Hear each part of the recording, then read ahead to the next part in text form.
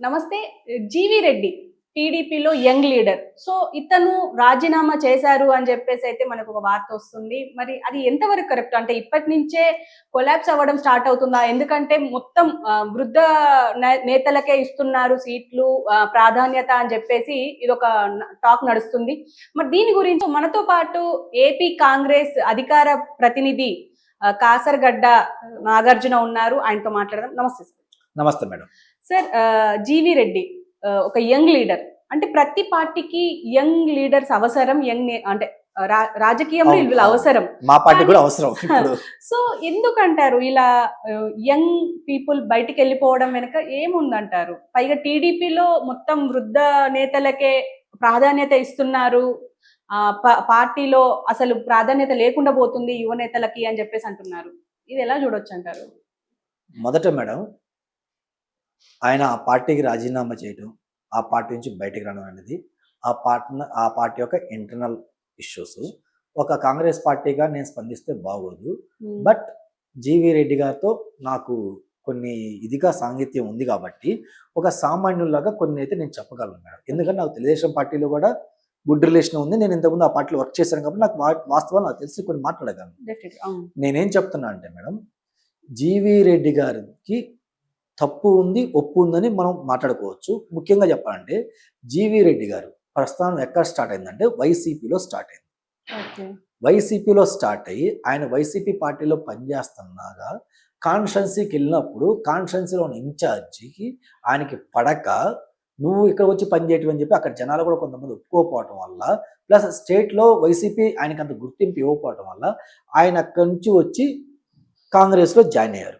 కాంగ్రెస్లో జాయిన్ అయిన తర్వాత కాంగ్రెస్ పార్టీ రాష్ట్ర అధికార ప్రతినిధి అయిన తర్వాత అలా మాట్లాడుకుని పోయిన తర్వాత ఆయనకి నేను ఫైట్ చేయడానికి నాకు ఇంకా బెటర్ ప్లాట్ఫామ్ కావాలి, బెటర్ ఆపర్చునిటీ కావాలి, ఇంకా ప్రజలకు ఏమైనా చేద్దాం అనే ఒక మంచి ఉద్దేశంతో అక్కడి నుంచి ఆయన ఏం చేశారంటే టీడీపీకి మారాడు మేడం.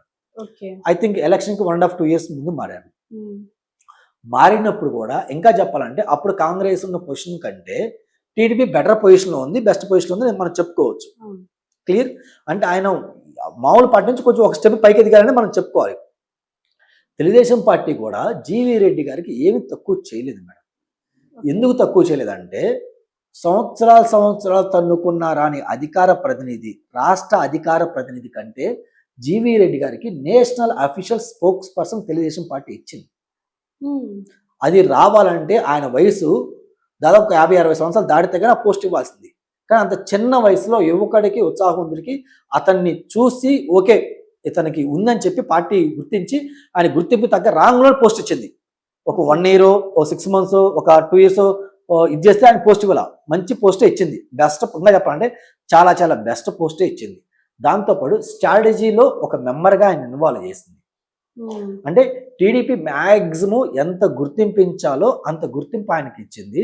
అఫ్కోర్స్ ఆయన కూడా ఆ గుర్తింపు అలాగే కాపాడుకుంటా పార్టీ కోసం ఆ కాలంలో కష్టకాలం ఆయన పార్టీకి ఉండి ఆయన సేవను అందించాడు మేడం. ఇంతవరకు నేను ఒప్పుకున్న తర్వాత తెలుగుదేశం పార్టీ అధికారం రావడానికి జీవి రెడ్డి గారు ఒక్కళ్ళే కారణం అంటే కాదు. జీవి రెడ్డి గారు లాంటి వాళ్ళు ఎంతో మంది కష్టపడితేనే తెలుగుదేశం పార్టీ అధికారంలోకి వచ్చింది. ఆ కష్టపడ్డ వ్యక్తులు 100లో 1000లో ఉంటే అందులో ఒకరు జీవి రెడ్డి. ఎందుకంటే తెలుగుదేశం పార్టీ అధికారం రావడానికి చాలా మంది వాళ్ళ కుటుంబ సభ్యుల్ని కోల్పోయారు, చాలా మంది 100 కేసులు పెట్టించుకున్నారు, చాలా మంది ఆస్తి నష్టం జరిగింది, చాలా మంది డబ్బులు సంపాదించడం ఆపి నాబోటాడో ఇంకోబోటాడో ఆఫీస్ ఉద్యోగాలు కానీ బిజినెస్లు కానీ అన్నీ వదిలేసి మిడిల్ క్లాసులు కూడా పార్టీ కోసం నేను నిలబడాలని వచ్చి ఈ రోజు మేము రోడ్డు మీద ఉన్న వాళ్ళు ఎంతమంది, ఇంకా ఏం చేయాలి, ఈరోజు నేను జాబ్ చేసి ఏజ్ దాటిపోయింది, బిజినెస్ చేసే రిసోర్స్ నాకు లేదు, ఇప్పుడు నా పరిస్థితి ఏందా కుర్రో ముర్రో అని చెప్పిన వాళ్ళు ఎంతమంది ఉన్నారు మేడం. ఇంతమంది ఉన్నా కానీ తెలుగుదేశం పార్టీ ఆయన గుర్తించింది, ఆయనకి నామినేషన్ పోస్ట్ ఇచ్చింది. ఇచ్చేటప్పుడు కూడా మొదటి విడతలో ఆయనకి నామినేషన్ పోస్ట్ ఇవ్వాల. ఎందుకు ఇవ్వలేదంటే ఎమ్మెల్యే రేంజ్ వాళ్ళు చాలా మంది టికెట్ వదిలేసుకున్నారు. వదిలేసుకున్న వాళ్ళకి ఫస్ట్ విడతలో దాదాపు చాలా మంది అకామిడేట్ చేసి ఈయన 2వ దాంట్లో అకామిడేట్ చేసింది. ఈయన కానీ లేదంటే పట్టాభికారి ఇలాంటి వాళ్ళు అకామిడేట్ చేసింది. అయితే 2వ దాంట్లో అకామిడేట్ పదవులు ఇవ్వక ముందు కూడా ఈయన మీడియాలో కూడా ఒక మాట తూలాడు. ఏమని తూలాడంటే అక్కడున్న పిఎం ఇప్పుడున్న బాబు గారి పిఏ గురించి కూడా కొంచెం మాట తూలి 2-3 మాటలు కూడా ఇదిగా మాట్లాడాడు. మాట్లాగానే తెలుగుదేశం పార్టీ అధిష్టానం అతన్ని గుర్తించి అతనికి మంచి ద బెస్ట్ కార్పొరేషన్ ప్రోటోకాల్ ఉన్న కార్పొరేషన్ ఇచ్చింది. ఓకే. ఇచ్చినప్పుడు మీరేం చేయాలి? అధికారం లేనప్పుడు అంటే అపోజిషన్లో ఉన్నప్పుడు మీకు ఫైటింగ్ చేసే స్కిల్స్ ఉండాలి, పోరాట పటిమ ఉండాలి. అధికారంకి వచ్చిన తర్వాత సహనం ఉండాలి, డెఫినెట్గా సహనం ఉండాలి. ఎందుకంటే నా బొట్టోడు మీ బొట్టోడు మనం క్వశ్చన్ చేస్తాం. క్వశ్చన్ చేసినప్పుడు మనం విమర్శలు చేసుకున్నప్పుడు విమర్శలు తీసుకునే పెద్దతనం ఆయనకు ఉండాలి. ఆ విమర్శలకి నాగార్జున గారు లేదా హారిక గారు ఇదండి ఇదని చెప్పి ఆన్సర్ ఇచ్చే కూడా పెద్ద మనసు ఆయనకు ఉండాలి. క్లియర్? అదిగాక నువ్వు అధికారంలో ఉన్నప్పుడు మీ ప్రభుత్వం నిర్మించిన ఐఏఎస్ ఐపీఎస్లను కానీ మీ మినిస్టర్ కానీ మీ సీఎంగా ఉన్నారు కదా, మీరేం చేయాలి? ఏమన్నా లొసుకులు కానీ ఏమన్నా తప్పులు ఉన్నప్పుడు నువ్వేం చేయాలి? ఐఏఎస్ ఐపీఎస్ నీ మాట వినకపోతే నువ్వు వెళ్ళి ఏం చేయాలి? నువ్వు వెళ్ళి ఏం చేయాలి? మీ ఐఏఎస్ ఐపీఎస్ మాట వినకపోతే నువ్వు వెళ్ళి ఏం చేయాలి? కన్సర్న్ మినిస్టర్ చెప్పుకో, ముఖ్యమంత్రి గారి అపాయింట్మెంట్ తీసుకొని చెప్పుకో. మీ ఇంటర్నల్ పార్టీలో ఇష్యూస్ 4 గోడల మధ్య మీరు సర్దిపెట్టుకోవాలి తప్పించి నువ్వు వాళ్ళందరూ ఎవరికి చెప్పకుండా నా ఇష్టం, నాకు నచ్చని చేస్తాను, నేను బయటకు వచ్చి ప్రెస్ మీట్లు పెడతానంటే ఎంతో కష్టపడితే కూటమి ప్రభుత్వం వచ్చింది. వాళ్ళు బయటకు వచ్చి ఆ పరువు తీస్తానంటే ఆయన ఎందుకు ఒప్పుకుంటాడు? ఇంకోటి అబ్జర్వ్ చేస్తాం మేడం, మా జగనన్న గవర్నమెంట్లో ఒక మినిస్టర్ ప్రెస్ మీట్ పెట్టాలన్నా తాడేపల్లి ప్యాలెస్ నుంచి పర్మిషన్ ఉండాలి. ఒక మినిస్టర్ పెట్టాలన్నా. కానీ ఈయన కార్పొరేషన్ చైర్మన్, తెలుగుదేశం పార్టీలో ఆ స్వేచ్ఛ నీకు ఉంది కదా, నీకు ఇష్టం వచ్చిన ప్రెస్ మీట్ పెట్టి మాట్లాడుతున్నావు కదా. కానీ ఇలాంటి సున్నితమైన ప్రెస్ మీట్లు పెట్టి మాట్లాడేటప్పుడు మీ ముఖ్యమంత్రి ఈరోజు నేను కానీ ఏమన్నారు? మీ ముఖ్యమంత్రికి పార్టీ మీద గ్రిప్ లేదు, వ్యవస్థల మీద గ్రిప్ లేదు, కార్పొరేషన్ చైర్మన్ మీద గ్రిప్ లేదు.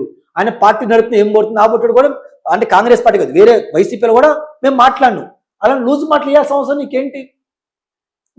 నువ్వు అధికారంలో ఉన్నప్పుడు నువ్వు సహనంతో ఉండాలి. నువ్వు చదువుకున్న వాడివి, ఉత్సాహవంతుడివి, నువ్వు క్యారెక్టర్ ఉందంటే ఉంది, నువ్వు గ్రేట్ పర్సన్. నువ్వేం చేయాలి? వాళ్ళు ఎవరైనా నీ మాటలు వినకపోతే నీ తెలివితేటలతో వాళ్ళు దారికి ఎలా తీసుకొచ్చుకోవాలి, అధికారం వచ్చినప్పుడు 10 మందికి నువ్వు సేవ ఎలా చేయాలి, గుర్తింపు ఎలా ఇచ్చుకోవాలి, ఇంకోటి ఎలా చేయాలి, నువ్వు ఇచ్చేయాలి. ఇంత చదువుకున్న నువ్వే పార్టీ నుంచి బయటకు వచ్చినట్టు దానికి అర్థం ఏంటి? తొందరపడతాను ఉండకూడదు. అంటే ఇప్పుడు జీవీ రెడ్డి తొందరపడ్డారు. ముమ్మాడికి జీవీ రెడ్డి గారి తొందరపడతానమే. నా బోటోల్లో నీ బోటోలు ఇంకో బోటో నేను రెచ్చగొడతాను. ఎందుకు? నువ్వు కొంచెం ఏజ్ ఉంది, ఒక ఎమ్మెల్యే మినిస్టర్కి వెళ్ళే స్థాయికి నువ్వు వెళ్తావు, ఇలాగే నువ్వు పని చేసుకుంటా పోతే ఏ రోజు నువ్వు మినిస్టర్ రేంజ్ నువ్వు వెళ్తావని చెప్పి నా బోటోడు మీ బోటోడు 4 పుల్లలు వేస్తారు, 4 మాటలు చెప్తారు, మాయ మాటలు చెబుతారు. నేను కిందకి లాగానే చూస్తావు, కిందకి లాగానే చూస్తావు. అంటే ఆయన నా పార్టీ కాదు, బట్ ఆయన మంచి కోరుకునే వాటికి అని చెప్తున్నాను. నేను కిందకి లాగానే చూస్తారు. నువ్వు కింద లాగానే చూస్తావు, నువ్వు కింద పడితే ఎలా? నువ్వు ఆ మాత్రం అర్థం చేసుకోలేవా? నువ్వు 10 మందికి మంచి చెడు చెప్పడానికి 10 మందికి అనాలిసిస్ చేసే పొజిషన్లో నువ్వు ఉండి ఒక చిన్న వాటికి నువ్వు ఇంత అసహనం పడితే ఏముంది? మీ ముఖ్యమంత్రి గారు పిలిచారు, జీవీ రెడ్డి గారు ఇది అని చెప్పారు, నువ్వు లేస్తారు ఇస్తారని చెప్పుకోవాలి. ఆయన అప్పుడు కోపంగా ఉన్నాడు అనుకో, అసెంబ్లీ జరుగుతుంది,